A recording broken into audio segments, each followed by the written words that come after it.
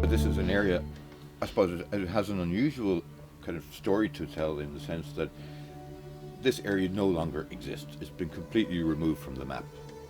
And there are not many parts of the country that can say they've been totally removed from the map, as this area has by this, what's now a very, very large lake.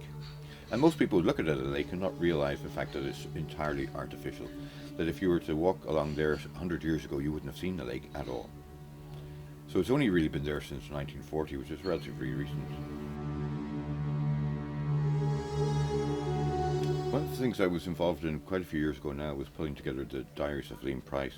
Liam Price was a district justice who travelled around Wicklow primarily, but also neighbouring counties, Kildare quite a bit, and lesser so in Dublin, Wexford. And he kept little journals, you could say, of where he'd been, and he, in his own lifetime, published quite a lot of material, a lot of articles, historical articles, archaeological articles, and things like this. It's the survey that he was involved in 1939 of the area that was flooded by the reservoir.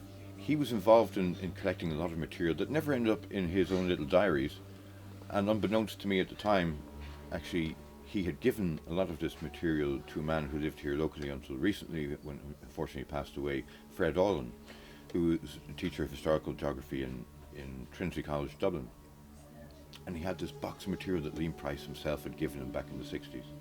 What I realised there and then, as soon as I saw this box of material, this is actually a book. There's a whole book in this material. There was just such a quantity of it, and most of which had never really seen the light of day. And I knew that local people would obviously be interested because there was such a local connection with this area, the Poulaphuca area, and what it looked like and how it's since disappeared, and what local people remembered, the impact of that on local people, and things like that.